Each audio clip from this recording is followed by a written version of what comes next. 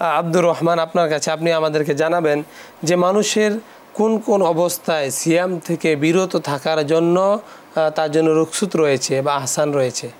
আমাদের অনেকেই ঠুনকো বিষয় দিয়ে আমরা সিয়ামকে বিরত থাকি, অথচ সিয়াম থেকে বিরত যদি ইচ্ছাকৃত যদি কেউ থাকে শরীয়তের বিধানের বাহিরে গিয়ে, তাহলে কিন্তু তার এটাকে ব্যাকআপ দেওয়া, এই কাফার আদায় করা তার পক্ষে অসম্ভব।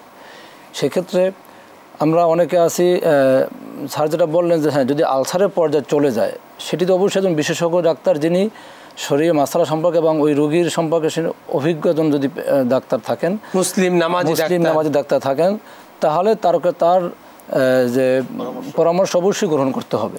কিন্তু এই মশালা দিয়ে যদি আমি সাধারণ আমার গ্যাস্ট্রিক হলো, ওই রকম আমার গ্যাস্ট্রিকের মাত্রা এত বেশি হয় নাই যে আমার স্টোমাকের অবস্থা বেশি খারাপ হয়ে যাবে, তো গ্যাস্ট্রিকের দোহাই দিয়ে আমি যদি সাওম থেকে বিরত থাকি, সেটা কিন্তু শরীয়ত অ্যালাউ করবে না। যে কোনো মানুষ যদি অসুস্থ হয়ে যায় তাহলে তার সাওম রাখার বিধানটা কি? সাওম রাখার বিধান, তাহলে সে এটাকে ফেদিয়া দিতে পারবে। সেটাও আমাদের আল্লাহর কোরআন এখানে স্পষ্টভাবে বলে দিয়েছে আমাদের কোন কোন পর্যায়ে সে যদি কেউ মারিদ থাকে তাহলে সেটাকে এটার ফেদিয়া দিয়ে সে সাওমের কাফরা আদায় করতে পারবে।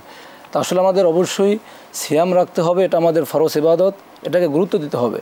আমি যখন অসুস্থ, সে অসুস্থর সামনে প্রাধান্য কখন দেবো? যে আমি যদি সিয়াম সাধন না করতে পারি, আমাকে কিন্তু আগুনে জ্বলতে হবে, জাহান্নামে জ্বলতে হবে, সীমাহীন। সেখান থেকে অসুস্থ দুই ধরনের, একটা স্থায়ী অসুস্থ, এটা হচ্ছে গিয়া ক্ষণস্থায়ী অসুস্থ।